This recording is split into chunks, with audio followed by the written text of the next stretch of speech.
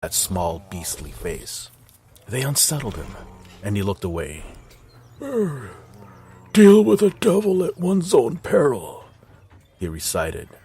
For if one does, what one receives is what one deserves. He should start heeding old adages, he thought. Jack turned his head as he heard snuffling coming towards him. 2 large farm dogs were dragging a heavy object between them in their teeth.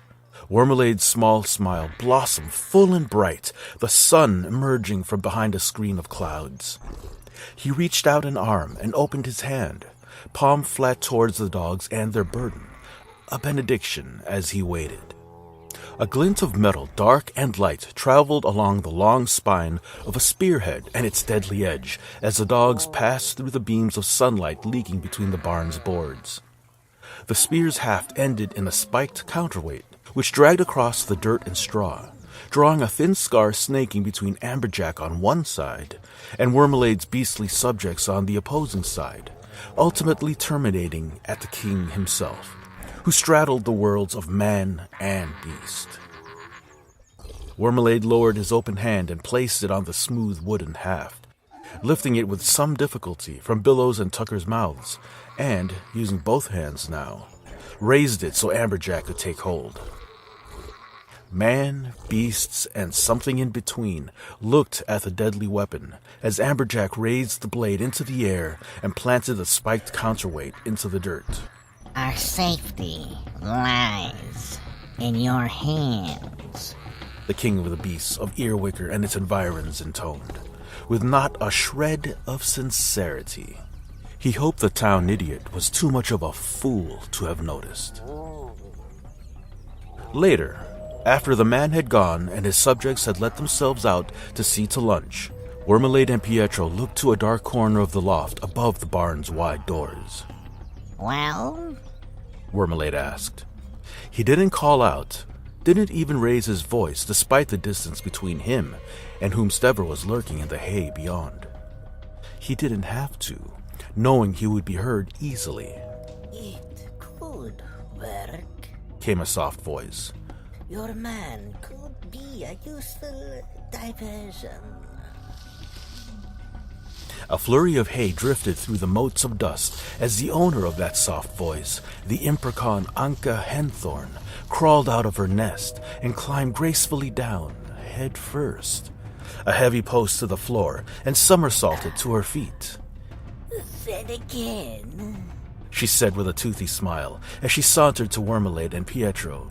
He may end up dead by this time tomorrow.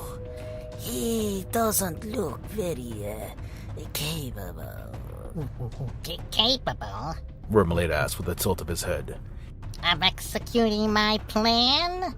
Of anything but feeding and watering himself, darling. Oh, I think he'll do nicely. Wurmalade countered with an equally toothy smile. Well, after all, whether he succeeds or fails, in the end, having him floundering around in the wood will be enough for our purposes. If the imprechaun began, but she corrected herself with a small chuckle. If what? When he fails, when he dies, my comrades and I will eat well. Oh, no. You'll do nothing to speed that outcome, Anca, warned Wurmalade. What are you talking about? The small creature, not much taller than Wurmalade, but so much more deadly, gave her employer a quizzical look that quickly turned defiant. Anca Henthorn, you and your creatures will not kill that man or do anything that will cause his death until I tell you that you may. Understood? No, I do not understand. The imprechaun was clearly not amused. Not amused. I am not amused. But she didn't hesitate too long before acceding. This is ridiculous. Saying over her shoulder as she crawled up the wall back to her nest.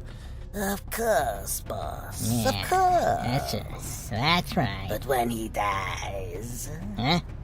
I will eat his heart she sighed. and his lungs and kidneys and liver and crack his bones for the marrow.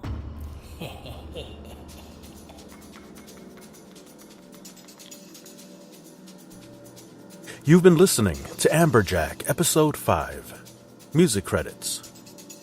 The Big Smoke by Zach Nelson from his album Celebration. Corrupted Cop and Twilight Shadows by Ian Post from his album Made in Berlin. Can't Stop, Won't Stop and In the Music by Ian Post from his album Magnetism. Golda by Alon Ohana from his album Bizarre Bizarre. Hard Home by Cody Martin from his album Dawn's Passage. Lounge Disco by Hanyo Gabler from his album Urban Funk Jazz. All are available on Artlist.com. Circus Tent and Waltz of the Carnies by Kevin MacLeod, available on Incompetech.com, licensed under Creative Commons. We hope you've enjoyed this episode of the Very Nearly Dramatized podcast. If you like what you hear and would like to hear more, please consider subscribing at verynearlypodcast.com and on Apple Podcasts, iHeartRadio, Spotify, and Spreaker. Go to verynearlypodcast.com for more details. All original stories, artwork, and recording created by Dennis Teroy. Copyright 2019 by Dennis Teroy. All music acquired from Artlist.com and other outlets are copyrighted by their respective owners. Thanks for listening.